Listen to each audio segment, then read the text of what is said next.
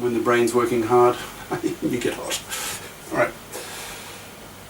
Okay, so we have to prove those three properties of a group. Now I say three, not four. Now remember, we're talking about a subset, and any three elements in the subset will inherit associativity from the parent set.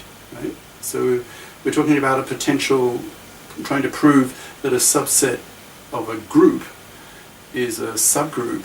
So we do not have to prove associativity for the subgroup, because that's automatically inherited from the parent group. Okay, so we don't have to prove the four properties of a group. We only need to do three, which are the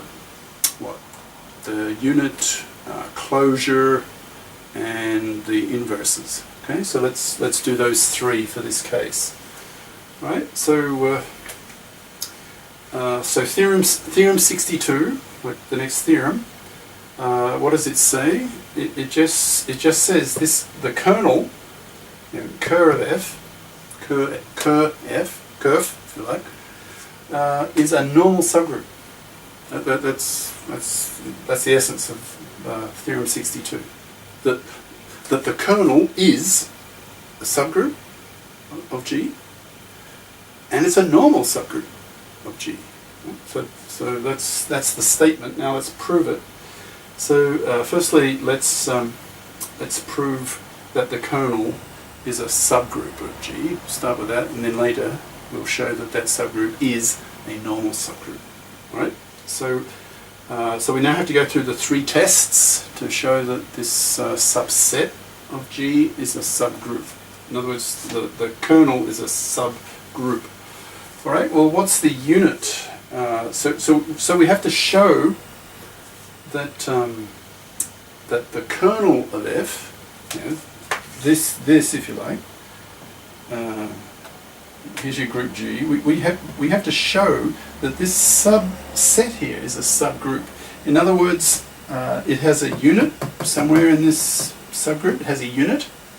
We have to show that for any two elements in it, if we perform a binary operation on those any two elements, x and y, that the result also belongs to this subset. In other words, closure, right?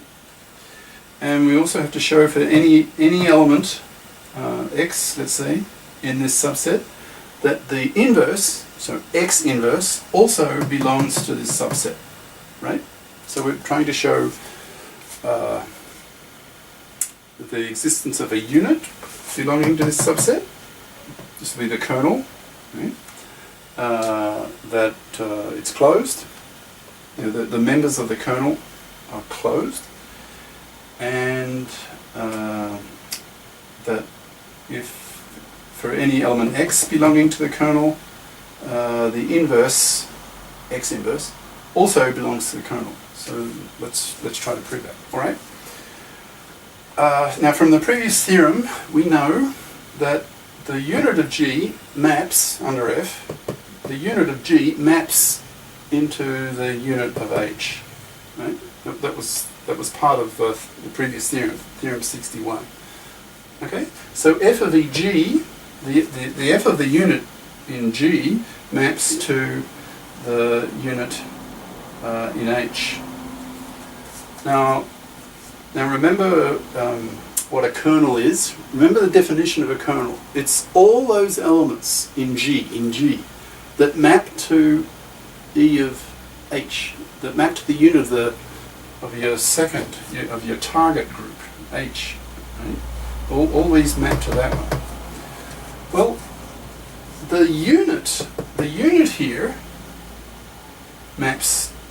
The unit here, E of G, maps to E of H. Okay? So by definition, it belongs to the kernel.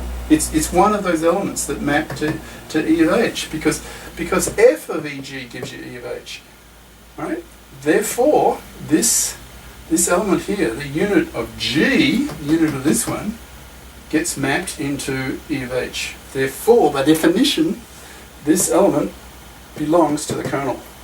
because that's what the kernel is. It's the set of all elements that map to E of H. Right? So you map this. All right. Okay. Now closure. Now let X and Y be just any two elements that belong to the kernel. So just any two elements here. This is your kernel. Right? So let's just take any two. Well, so if that's true, when we map X, we will get E of H. If we map Y, we'll get E of H. Right? So if Fx equals Fy equals E of H, because X and Y both belong to the kernel. Well, now we can use the fact that F is a homomorphism. So f of xy equals f of x, f of y, right? Definition of homomorphism. But f of x is e of h, and f of y also e of h. So we can rewrite that as eh times eh, which is just eh, because it's the unit, right? And what does that imply? Well, it means f of xy equals e of h. So that means the product xy belongs to the kernel. Why? Because it maps, if you map xy into the unit of h. Therefore, this element here, xy, whatever it is, gets mapped into the unit. And so by definition, xy belongs to the kernel. Right? So what does that mean? That means, now what are x and y? Well, they're just any two elements belonging to your kernel, right? And whatever they are, xy, the product, also belongs to the kernel. That's closure. That's the definition of closure, right? So this kernel now, we know we have a unit. Now we've got closure. We know that this subset is closed. All right, now how about the inverses? Now again, we use the previous theorem, 61. 61 had two parts. One was the unit in G maps to the, where are we? Yeah, the unit in G maps to the unit in H. That was the first part of 61. And the second part of 61 was that the inverse in G maps into the inverse in H. The inverses also map under this homomorphism F. Okay? So those two there, that is from theorem 61. Okay? Now what's f of x? Now x, remember x was any member of the kernel. X is just one member of the kernel. So f of x, by definition, will be e of h, right? Because x belongs to the kernel. So if you map it, if you f it, so f of x will give you e to the h. Now e to the h inverse is just e to the h, right? So that means that the inverse of f of x belongs to e of h. Therefore, this inverse here belongs to the kernel. Is that what I'm saying? Or, yeah, the inverse of your f of x belongs to a. Hold on, it's here I'm saying. No, here. So this maps to e of h. Therefore, the inverses here, the inverses also belong to the kernel. So if x belongs to the kernel, the inverse of x belongs to the kernel, right? So that means for each element x, there is an element x inverse also belonging to the kernel. Okay, let's summarize. So the kernel then has an inverse, it's closed, and it has the unit, it's closed, and it has the inverses. Therefore, it's a subgroup. All right, so we've proved, therefore, Ker F, the kernel, is a subgroup of G. Right?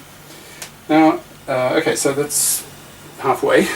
Now we have to show that subgroup is normal. How do you do that? Well, from previous chapter, remember, how do you prove a subgroup is a normal subgroup? Well, you take So X inverse, any element, well, you probably remember it in terms of X inverse n, X belongs to n. That's probably what you're familiar with from previous chapter, right? Now, our normal subgroup in this case is the kernel. Now we just proved we just proved that where was that? N is a normal subgroup. Where was that?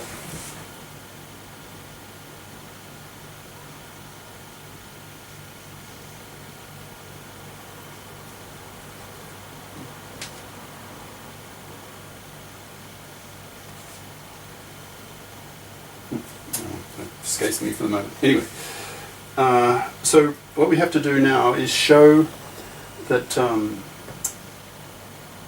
so your n will be your kernel.